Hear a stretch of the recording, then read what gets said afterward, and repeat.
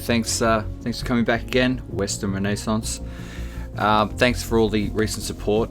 It's been really good. So had a few days off, but we're definitely charging ahead. There's so much to do. Thanks to Adam No Eve. You made a comment very recently on my last video, and I have to apologize for my extreme brain fart around the word pathologizing. I actually did know that, and you were right. Yes, it's not psychology shaming. Pathologizing, that's what it is.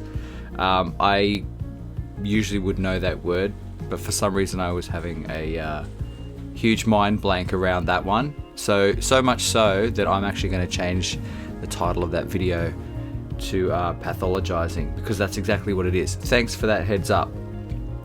And of course, people saying, or you also said as well, there's, projection.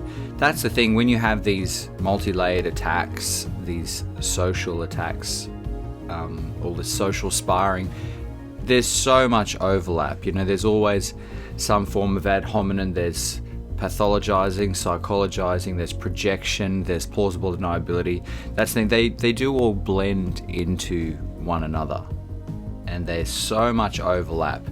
But I still think, and I think, most of us know instinctively that there's something up with that exchange, but what I've seen time and time again, especially from men, is the inability to articulate exactly what's going on.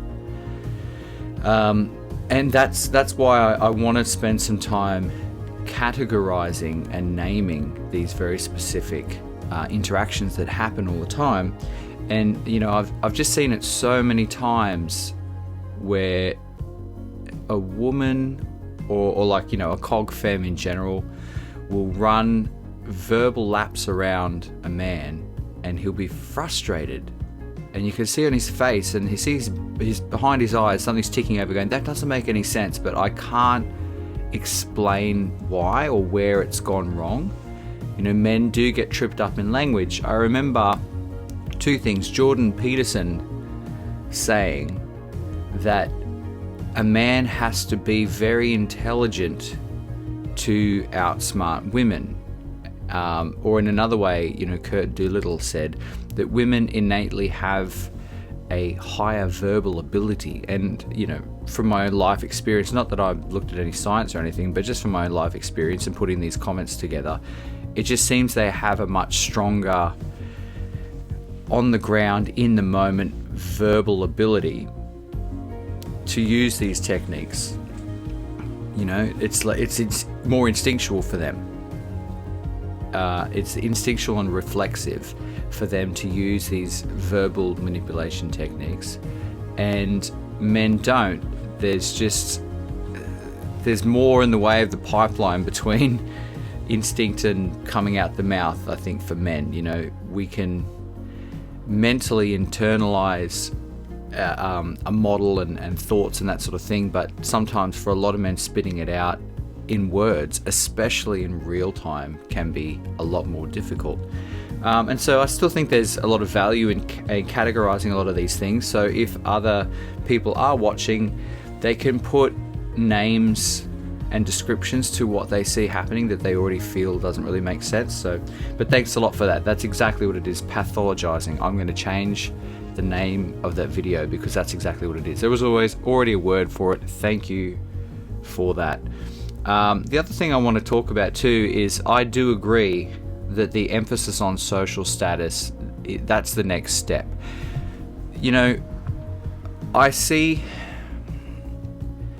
I do agree with Kurt Doolittle that our society is being lost through undermining. And also too, James Santagata, your psyche and his psyche jiu-jitsu, he is correct as well that playing mind games with people, the words are mightier than the sword. Playing mind games with people, that's how we're losing, through psychology. And I mean, it has to be that way because not saying it has to be that way, but it always has been that way because there's more plebs than rulers.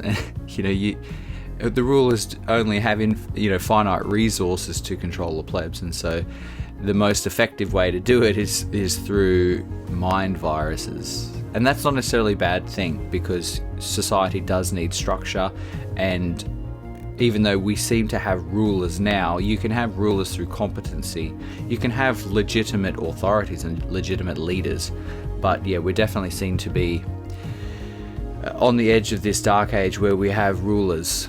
As I've been saying a lot, that has come to light with the whole virus scenario, is that the rule of law, which would mean that the law and the rules are applied to each person equally, has been largely replaced by rule by law, which means that people are using the law as a means to enforce their subjective preferences onto people. It's rule by law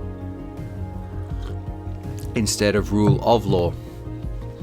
Anyway, the point is that people are very susceptible to these things, so I do want to catalogue them. I want to talk about them, and I want all those little other tributaries of run of thought to come out as well at the same time. But yeah, as Adam No Eve commented, the second step is talking about social status. And let me put it this way: there's an attack on us, and the first step is to neutralize the attack in your own mind by understanding the mechanisms. That's what we're doing now. We're talking about pathologizing, all these sort of different techniques. Is the attacks coming in? Hopefully these videos that I'm doing now, they are going to help neutralize the attack in your mind so that they have no power over you. Then what I brushed on, and which the next step I'm going to talk about when we talk about social signaling and status signaling and how to maximize these things, that is going to hopefully be the second step of neutralizing the attack on others. Neutralizing the attack towards you, but neutralizing the effect it has on others' perception of you. Okay, so step one, neutralize the attack on you in your mind. Step two, neutralize the attack on you in the minds of others. And then hopefully step three, use this information to formulate your own counterattacks. That's going to be step three, but there's a lot. I hate to be turning into a bit of Stefan Molyneux, but I'll just say it again because it is true. I know a lot of stuff, but I think my strength is that I'm not going to get swept up in a particular ideology. Like that, if something doesn't make sense, I don't know why, but I don't have the ability to see something not making sense and ignore it. I just don't. And so as a result, I keep falsifying and I keep changing through information. And so as a result of that process, look, and also seems to be very rare, but trust me, you can trust me or not, but I will just say it. I am an intellectually honest. Like, I don't have an agenda other than trying to fix this for everybody. You know what I mean? Like, I am intellectually honest. I don't lie. I've always been that way. It's just my personality. And maybe that's why I don't have huge amounts of power in the real world. I'm definitely not powerless. I work for myself and do pretty well, but I'm not a politician or anything because I just can't lie. I can't do it. I can be wrong, but I can't knowingly lie. Anyway, so look, the point is, like I said, I don't want to turn into a Stefan Molyneux, but I will say it again, that if you guys support me, you will get the best out of me. It might sound a bit weak, but the fact that I had such a mind blank around pathologizing, around remembering that word, it really is because I've just got so many things to do.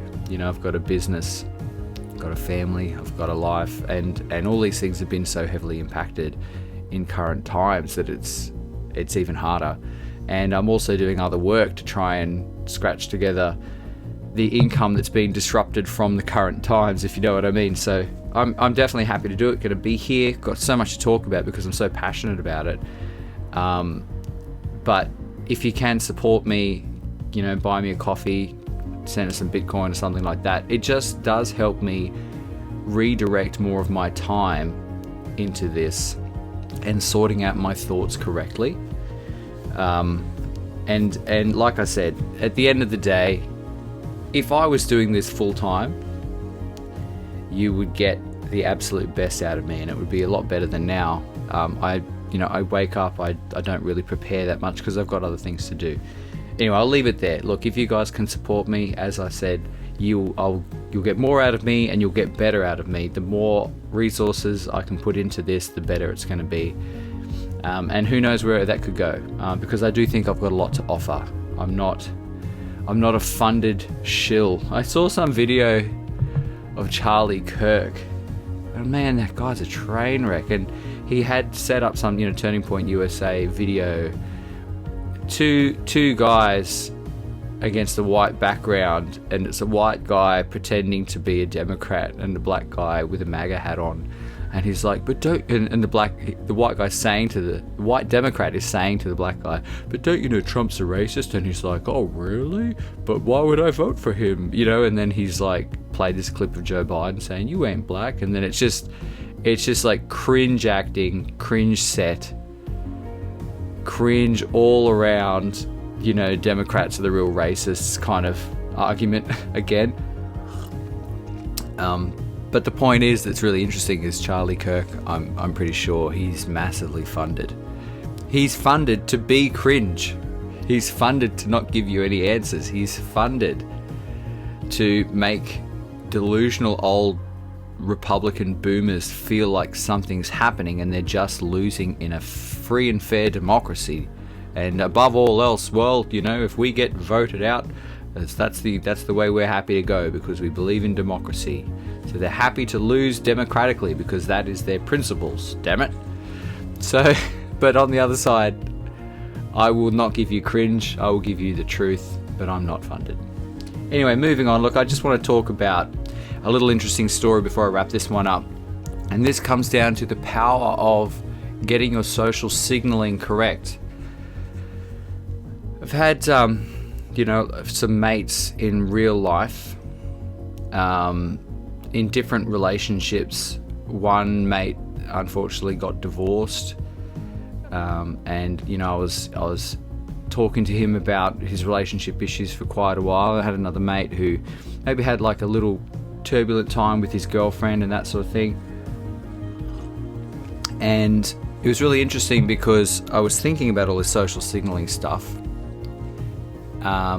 and I went round to his house to collect something, and his, wife at the time was there, and there was some issue she knew that I'd been talking to him about, and she was like, oh, what do you think about this? He's in the wrong, right? She's trying to gang up on me. And I realized in the moment, well, I'm the third party. I am the social proof, in a sense, And so I said, look, I can't remember what exactly I said, but I did what I mentioned in the last video about, everyone says so. I said something really great about my mate, and I said a whole bunch of really great things. I said everyone loves that about him. He just gets so much, because there's a lot of thing about her not respecting him enough, and so I just rattled off all these things saying people respect him and really like him, and he's really popular and all this sort of stuff, and everyone always has great things to say about him, and he's just really great, and everyone says so. And she did a complete 180 on her issue, because I'll say it, like a lot of people, and especially a lot of the females, they are susceptible to this social signaling, and they tend to want to run with a herd, and I used that, and I bought my friend some time, because after that interaction, her opinion of her husband was much higher. She was much more favorable to him after I had a third party telling her that everyone loved him and that he's a great guy. She went, oh wow. And they were good for a while after that. I had another friend as well, with his girlfriend, and I said, I just thought, what's one great thing I can say about this other friend as well? What's great about him? And I just said, you know what, wherever he goes, everyone always loves him.